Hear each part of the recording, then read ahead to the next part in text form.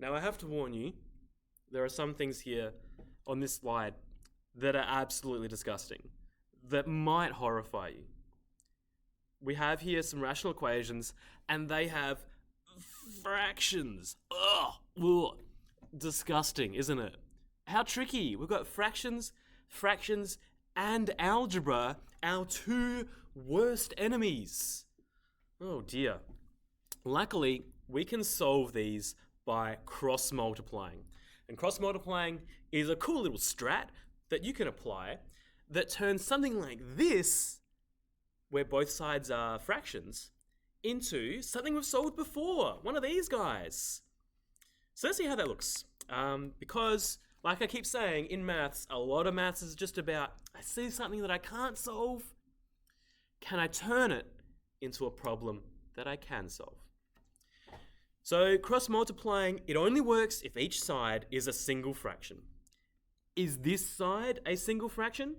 Yes! Sweet. Is this side a single fraction? Yes! Awesome. So we can cross-multiply. It's called cross-multiplying because the divide by 4 on this side is going to turn into a multiply by 4 on the other side. It's going across. And this divide by 3 on this side is going to turn into a multiply by 3, the opposite, on the other side. So let's do that. I have x at the top here. The divide by 4 will go from the bottom to the top of the other side. The divide by 4 will turn into multiply by 4. See, it's going across and it's multiplying. That's why it's called cross-multiplying. Yes, we're very creative mathematicians. And then I have equals. This side here, I've got the divide by 3 will turn into multiplied by 3. So I'm going to do 3 times this whole blob here. 3 times x plus 6. You see that? Was a divide by 3, now it's a times by 3. There is a trap here though, because you notice I wanted to multiply this whole top side by 3. But here, am I multiplying the x plus 6 by 3? Or is it just the x that's being multiplied by 3? The way I've written it, it looks like just the x is multiplied by 3. How can I show that it's this whole group here multiplied by 3? I can use brackets. So this means 3 times this whole group of x plus 6. So yeah, once you move from the bottom to the other side, if there's more than one term on that top side, then you're going to have to use brackets. Okay, well the left-hand side I can simplify. 4 times x, I can just write that as an invisible times sign to make it simpler.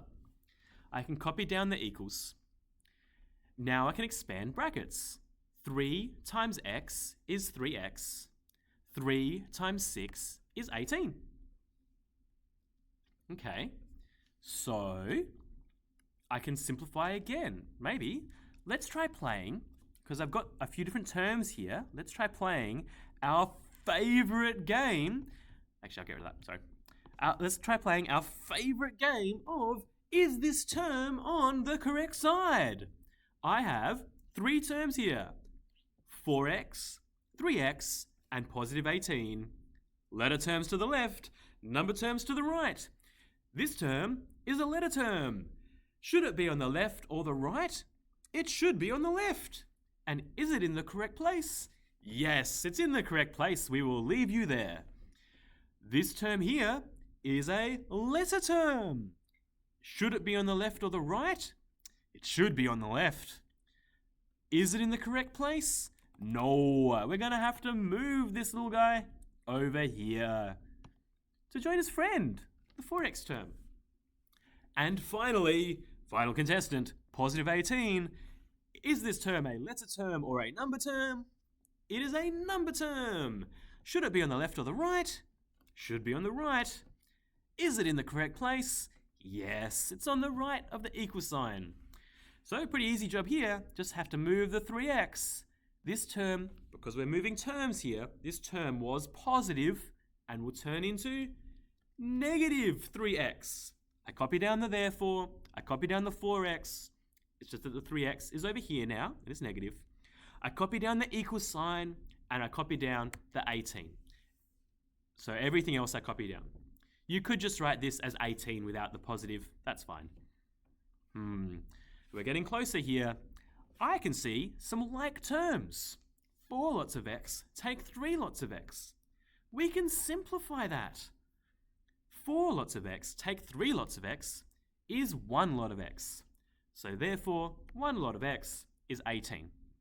You can leave out the plus, it's fine. Oh, do you remember that trick that we learnt on that last? I'll show you. I'll have a little bit of a flashback. Look, this trick, 1x is the same as x. So, going back here, I can replace 1x with x. Everything else stays the same. And there's our answer, 18. I think it would have been tricky to guess the answer of 18 for this one. But sure enough, 18 divided by 3 is 6. 18 plus 6 is 24. 24 divided by 4 is 6. So that does check out. That is the correct answer. All right, we'll try another one. Ooh, getting some negative signs. That's okay. I love a challenge. We're going to cross multiply. So this divide by negative 3 is going to turn into a times by negative 3. And remember, I need the brackets because I've got more than one term here. 3x takes 7. I do the brackets to show it's multiplying the entire blob, the entire group, I should say. And on the other side, I've got my equals here. This was 5 take x, but it's going to get multiplied by 6. The divide by 6 will turn into a times by 6. I'm multiplying this group by 6. Now, this is a kind of problem we've seen before. We just need to expand the brackets. Negative times positive is negative. 3 times 3x is 9x. Wait, did I say positive? Negative times positive is negative. Whoops. 3 times 3 is 9, and then I've got that x there. The next term here, negative times negative is positive. 3 times 7 is 21. You'll notice I think about the sign, the plus or minus, and then I think about the number part. Equals 6 times 5 is 30. This second term, positive times negative is negative. 6 times x is 6x. 6 times 5 is 30. 6 times negative x is negative 6x. So now I've expanded the brackets. Now we can play, is this term on the correct side? This first term, letter term, should be on the left, is in the correct place. This term here is a number term. Number terms should be on the right. So let's move that guy. That one will move. It'll teleport over there and become the opposite. This term here is a number term. It's on the right, so you are okay. And finally, this term here is a letter term. Letter terms should be on the left. So that term will go pew over there. Okay, let's see what we've got now. The first term is negative 9x. I haven't moved that one. And then that minus 6x will move over here and it will become positive 6x or plus 6x. I'm going to delete the arrows just because they kind of get in the way of the equation. And then I've got my equals, and then I've got my 30 that I can copy down, and then, this term we forgot. The plus 21 will turn into negative 21. Yay. Now we can collect like terms. Negative 9x plus 6x. Negative 9 plus 6. It might be helpful to think of a number line. Negative 9 add 6. Negative 9 add 1, 2, 3, 4, 5, 6. Obviously, if you have grid paper, then please put in all the numbers. The negative 1, 2, 3, 4, all that. But yes, -9 plus 6 is -3. So that's -3x, collecting like terms, equals 30 take 21 is 9. Now, I've just got one term left, so I'm ready to break apart that term. This is -3 times x. What's the opposite of multiplying by -3? It is dividing by -3. So that times by -3 will go to the other side and turn into a divide by -3. Or you can write a -3 on the bottom of the other side. Everything else I copy down, therefore x equals 9. Everything else gets copied down. Now we can figure out the answer for this. We'll think about the sign first, positive or negative. A positive divided by a negative is a negative. And 9 divided by 3 is 3. So that's the answer, -3. I bet you wouldn't have guessed that one for this question. Okay, Final challenge. We have, we've got an equation here. It's got some fractions in there. Yucky. Let's see if we can get rid of them with cross multiplying. The left-hand side is a single fraction, and the right-hand side is a single fraction, so we can cross multiply. This divide by 5 will turn into a multiply by 5. So I've got 3 here, multiply by 5. And this divide by 2x, or the 2x at the bottom of this side, goes up to the top of the other side and turns into a times by 2x. Okay, can we simplify this a little bit? We sure can. I can see something here I can figure out. 3 times 5, I know what that is. That's 15. So we'll copy down the therefore. I'll replace 3 times 5 with 15. I'll copy down the equal sign. 3 times 2, I know what 3 times 2 is. 3 times 2 is 6. So I'll replace that with 6. You can see how handy this trick is, that even if you're not sure about the algebra, at least you can copy down the line and replace some things, like 30 take 21, copy down the line and replace that with 9. 3 times 5, well, I'll copy down and make a new line and replace that with 15. Now, we can solve this in a few different ways. One way that works is totally fine is to move the terms around. 15 becomes -15, 6x, -6x. There is another trick I will show you, which is a bit easier, that will also work.